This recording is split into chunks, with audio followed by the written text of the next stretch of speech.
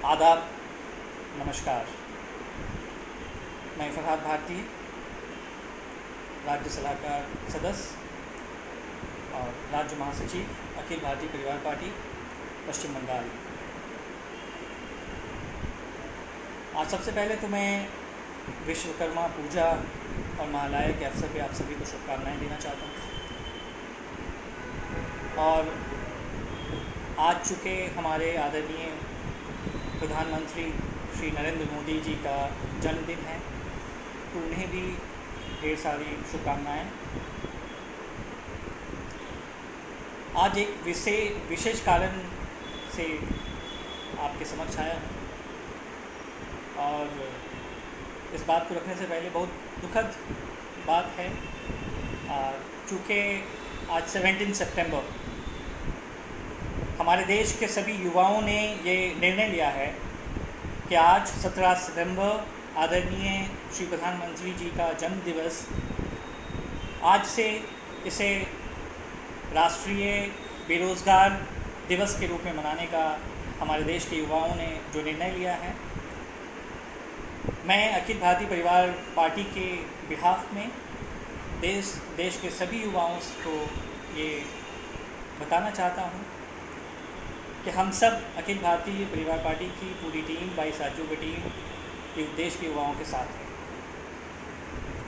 दोस्तों, हम सब जानते हैं, जैसा कि आप भी जानते हैं, कि आज देश में जिस तरह से बेरोज़गारी का दर हाईएस्ट इन 45 ईयर्स, अब तक 45 वर्षों में हम बेरोज़गारी के इस दौर से कभी नहीं गुजरे थे जिस दौर से आज गुजर रहे हैं। हमारे देश की जीडीपी आपको पता होगी कि लगभग 24% 24% नीचे आ चुका है।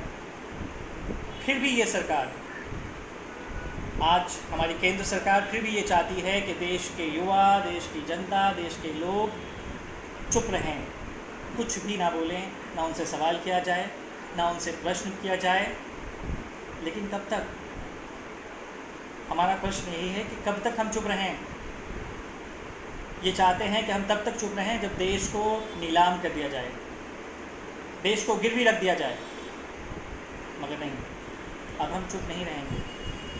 और इसीलिए देश के सारे युवाओं ने, देश की आम जनताओं ने और अखिल भारतीय परिवार की पूरी टीम ने ये निर्णय किया है कि अब हम चुप नहीं रहेंगे, आवाज़ उठाएंगे।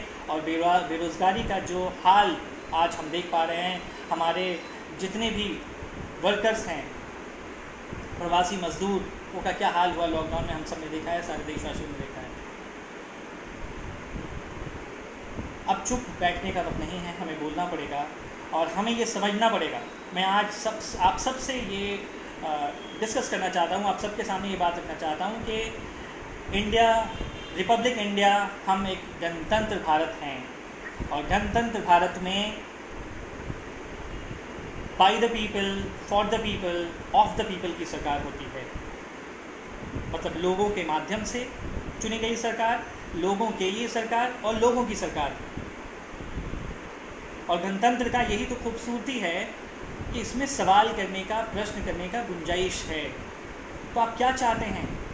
हमारा जो गणतंत्र देश होने का जो अधिकार है, वो भी आप हमसे छीन लेना चाहते हैं।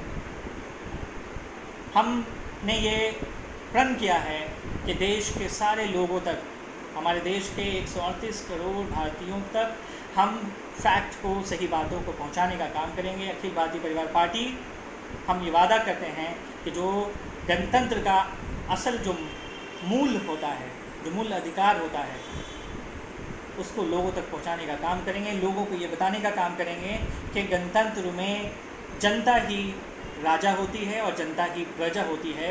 जिस दिन इस देश के लोगों को ये समझ में आ गया, युवाओं को समझ में आ रहा है, इसलिए वो आवाज़ उठा रहे हैं। हमारे जितने भी छात्र संगठन हैं वो आवाज़ उठा रहे हैं और हम इस बातों को जन जन तक, गांव-गांव तक पहुंचाने का काम करेंगे। लोगों को ये बताने का काम करेंगे कि गणतंत्र में जनता ही राजा होती है और जनता ही प्रजा होती है।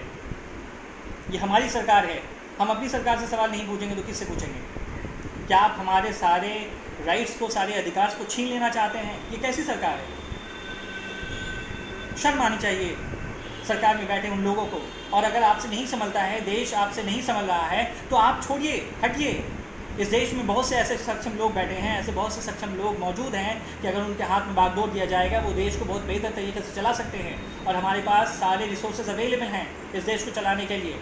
इतना बद से ये हालात आज तक 72 ईयर्स में से हमारी आज़ादी के बाद से आज तक ऐसा हालात कभी नहीं आया जिस हालात से हम गुजर रहे हैं। लोगों के पास खाने के लिए पैसा नहीं है, हालात बिल्कुल बिगड़ गए हैं।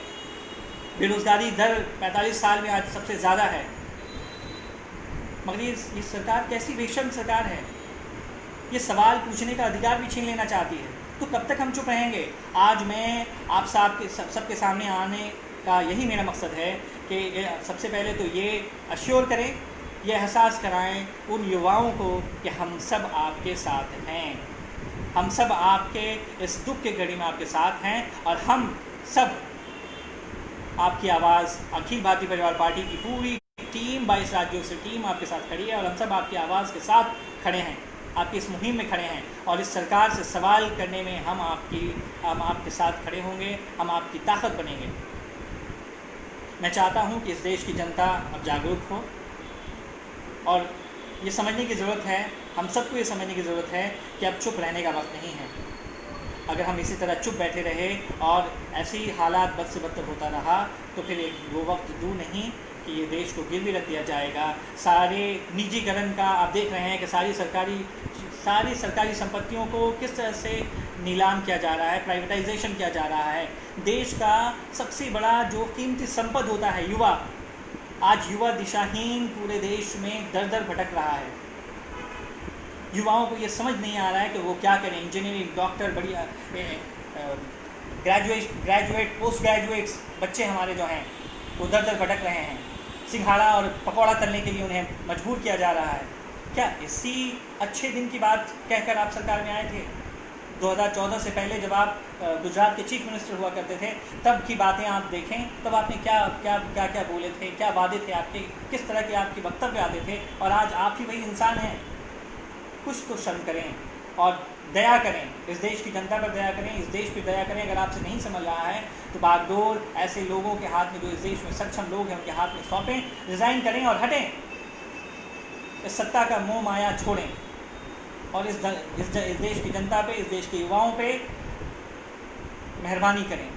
मेरी ये विनती है और मैं उम्मीद करूंगा, मैं देश के समस्त युवाओं को ये आह्वान करूंगा कि आप जिस तरह से आवाज़ उठा रहे हैं, लोगों को भी जागरूक करें, जन जन तक इस बात को पहुंचाएं कि सवाल करना हमारा अधिकार है और सरकार से सवाल करना हम करेंगे, करते रहेंगे, चाहे ये सरकार हमारे विरुद्ध जो भी करना चाहे करे। अब हम चुप नहीं रहेंगे।